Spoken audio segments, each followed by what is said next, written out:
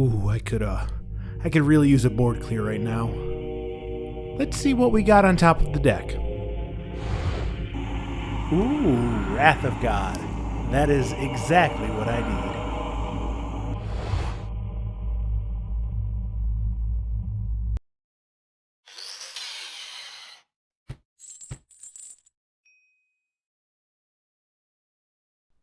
Hello friendos, this is Chain, welcoming you back to Chain of Commander, and before we go anywhere with this episode, kudos to any of you that knew what I was referencing with that intro. Now, for this month's visit to our base of operations, I figured, inspired by the campuses of Strix Haven, we could go over a nice comprehensive list of pretty much every land out in MTG at this moment that allows you to scry. Now, scrying is a classic Magic the Gathering mechanic, first being evergreen back in 5th Dawn, but it has existed to some extent in maybe more wordier forms for a long time prior to that. And there are plenty of commanders that want to see some scry action, pretty much anything that cares about the top card of your deck, so things like Yuriko, or God Eternal Kefnet, or Elsha the Infinite. All of these would love to see certain cards be on the top of their deck at certain times, so scrying allows to make sure that the stuff you don't want on top of your deck is not there. Also, there's this partner mechanic out of the recent Commander Legends set, Elegith, which essentially just turns any scry into full-blown draw. So suddenly, cards like Preordain and Serum Visions are now ancestral recalls. So, plenty of commanders would love to see some scry action, but is there any way that we can get some scry into our mana base without sacrificing the mana base's primary function of producing mana for our spells? Of course there is. That's why we got this list today. With the introduction of new cards of Strix Haven and its associated commander product, we are up to 23 lands that have the word scry right on it as of the recording of this video, and pretty much all of them, to some extent, have some playability in EDH. So might as well just hop into this list here. But before we do, I do ask if any of these cards seem like something you want to pick up from one of your decks. Definitely check out that TCG affiliate link in the description. It won't cost you a single cent more to buy through that link, but it will help out the channel. That said, let's now actually hop into this list, starting with the ones that really only allow us to get the scry on once. Alright, the first land we're going to talk about here is New Benalia. And the reason why I want to cover this one first is because I believe over the course of this whole list, this one is pretty much the weakest and has the more narrow use. It enters the battlefield tapped. It produces white mana. And when it enters the battlefield, it scries 1. So, essentially, you are taking a turn off of mana production in order to get that scry. And in mono white decks, which are known for being a bit more low to the ground and want to be a little bit more aggressive, maybe having one of your lands enter tapped isn't the greatest idea. However, as a late game land drop, it's actually pretty solid. If you already have all the mana you need, this is a great way to kind of shore up your draws. And in white, card draw comes a bit more sparingly than the other colors. So anything that allows you to take more advantage of the limited card draw you do get, like a scry to help set it up, is definitely a welcomed inclusion. So in mono white, having one spot dedicated to a single tap land that does scry, maybe not the worst thing, but I know that we can do better. So let's move on. Coming up next, we have the Temples of Pharaohs. These actually share a lot of similarities to New Benalia and the fact that they enter the battlefield tapped, and they scry 1 upon entering the battlefield. However, unlike New Benalia, which can only produce white, the Temples are 10 distinct cards, a full and complete cycle of each color pairing that can produce one of either color of the pairing. So no longer are you just taking a turn off to only scry, you are now also fixing by playing this tap land and scrying at the same time. So for slower decks, maybe not CEDH or super fast aggro decks, but for decks that like to use their first several turns to possibly ramp or set up their late game, these are excellent inclusions because, like I said, A, they help fix your colors, and at the same time, they set up your early draws to make sure you draw into things that you want to early.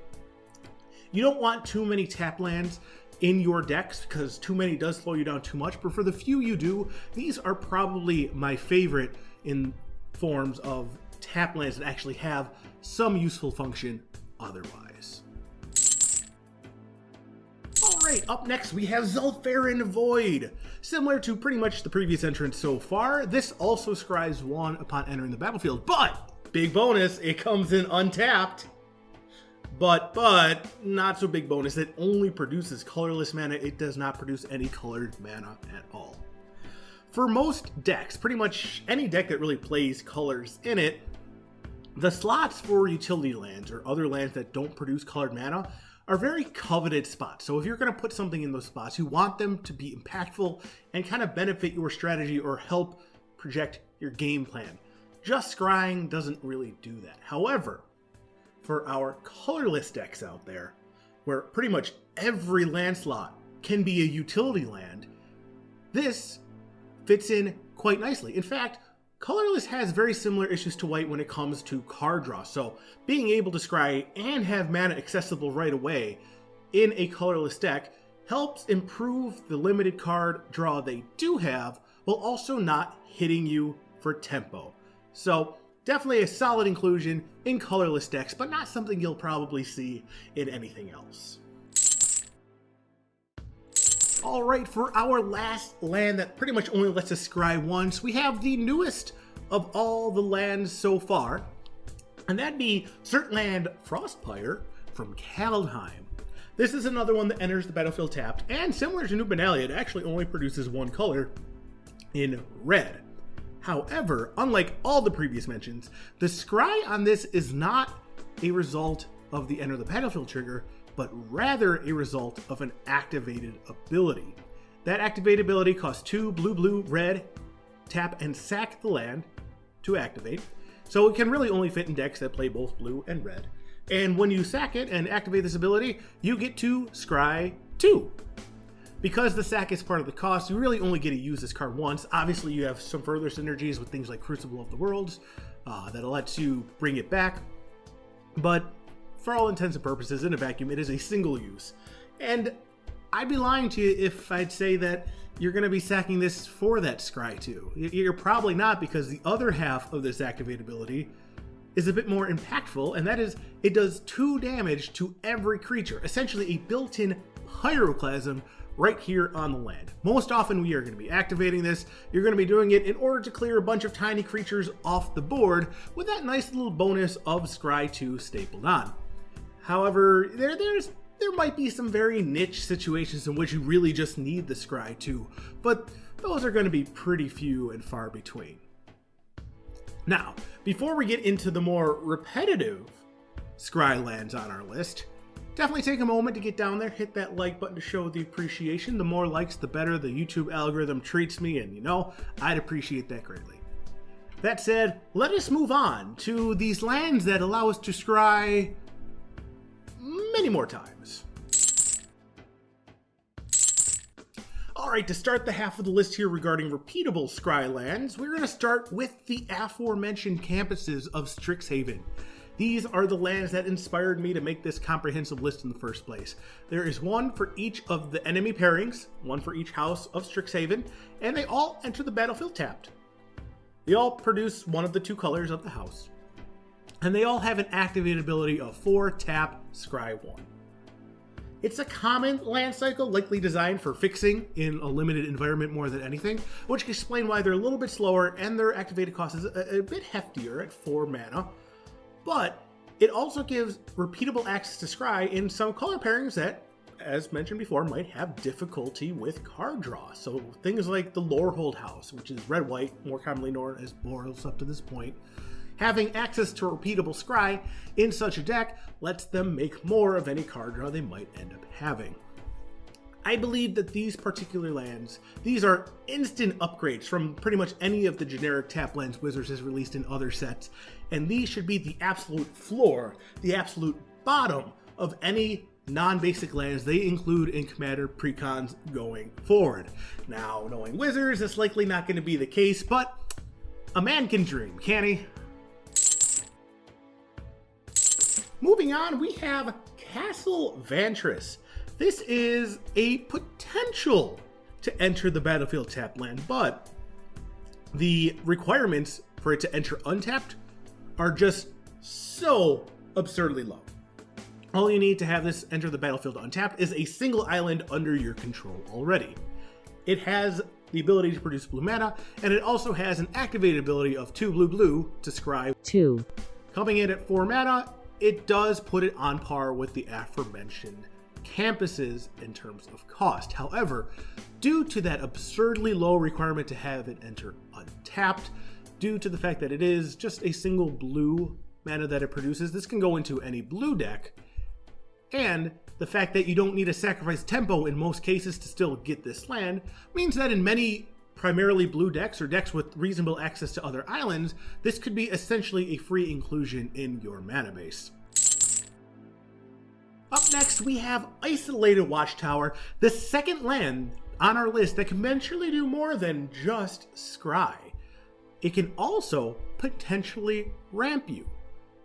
However, the hoops you gotta jump through to get that ramp, there's quite a few of them. You can pay 2 and tap it to scry 1, and upon scrying, once you're done with that, you can reveal the top card of your library, and if it is a basic land, you may put it on the battlefield tapped. Sounds fine and dandy. However, you can only activate this ability if an opponent has 2 or more lands than you. So, a couple issues you run into with this one. A, you can really only use it when you're already behind. B, it needs to hit a basic land.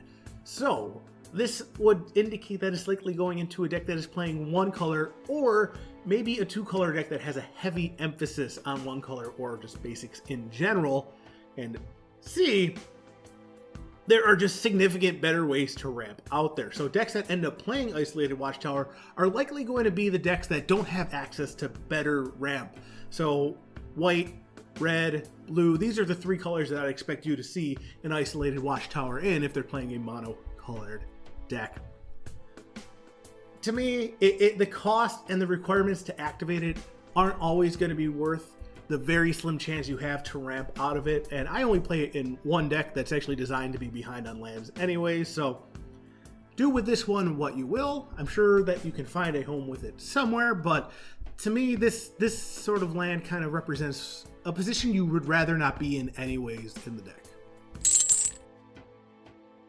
Next on the docket here, we have Sellevi Excavations. This is the oldest land on our list today, coming out way back in Alliances. And this is an example of what scry looked like before they just made it a keyworded term, where it just essentially describes in full length, looking at the top card of your library, and you may put that on the bottom of your library. This is an aggressive card to play because it has an aggressive enter the battlefield trigger. When this enters the battlefield, you have to sack an untapped island, or you sack Sellevi Excavations. However, such a cost actually does come with some pretty sturdy benefits. First, it doesn't produce a single color mana. It actually produces blue and colorless when you tap it, so it instantly can make up for the island that you just sacked. And 2, it has an activated ability of 1 and tap it to scry 1, making it the cheapest activated ability out of any land on our list to allow us to scry. This alone makes it a very perfectly fine land in terms of tempo, in terms of scrying, and it fits nicely into many blue decks, very similar to Castlevantrus. The only issue I have with this particular card is that it's quite old, and it's getting quite expensive. I think it's approaching $20 now, so I don't know if Wizards is allowed to reprint this one. I'm not sure if this one's on the reserve list, but this would definitely be one that I would like to see a reprint of if we can get it, because I think this is a nifty kind of land that I think more decks can utilize.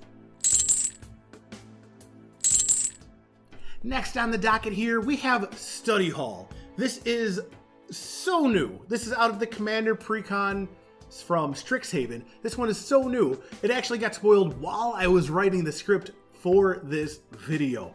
It's a filter land, which means that it produces colorless mana on its own, or you can pay 1 and tap it to produce 1 mana of any color. So it can turn any type of mana into a mana of any color. Then you get to scry, if you use this mana on it, your commander, you get to scry X, where X is the amount of times you cast your commander. Since you've cast it at least once to get that first trigger, you're definitely going to be scrying for at least 1 each time. The previous land to kind of use this sort of templating, it was Opal Palace. And Opal Palace, if you look at its ability, it's a bit more underwhelming. Instead of scrying, instead of doing anything to really help the board state or help your draws, it just put 1/1 counters on your commander, equal to the amount of times you cast it. And the way it's templated, it doesn't even work with the Planeswalker commanders that are out there. That's the nice thing about Study Hall here. It doesn't matter what type of commander you have, whether it be a Planeswalker, whether it be a creature, or anything of the ilk. You will get the scry no matter what, as long as you cast it using the mana from it. Now, personally, on the whole, I'm not really a big fan of filter lands. They are negative mana value when you use them. But if we think about this one a little bit differently, earlier I said Sellevi Excavations was the cheapest cost to activate to get your scry coming in at a single mana, while many of the other entrants required 4 mana. If we think that this extra mana here is just essentially an additional cost to get that scry, it comes down to being a 1 mana activated ability to get the scry when you go to cast your commander. And later in the game, when you're casting your commander for 2, 3rd, 4th times, you're going to be getting a lot of scry value out of that. Now, this is an interesting one.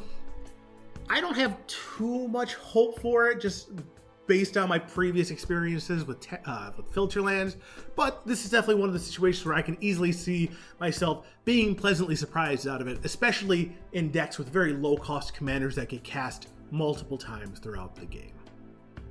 Now, we have one Scry Land left to talk about, and I think it is the best Scry Land in all of EDH. But before we get to it, I do ask if you've been enjoying this content so far, definitely consider hitting that subscribe button below. I do lists like this all the time amongst other general chit chat on the Commander format, and I would love to have you folks hanging out with us going forward. That said, let's get into this, the almighty Scry Land in all of EDH.